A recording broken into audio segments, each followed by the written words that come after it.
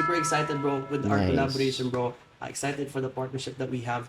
I know your heart is in the right place when it comes to sharing primers, di ba? And giving our people the education that they need.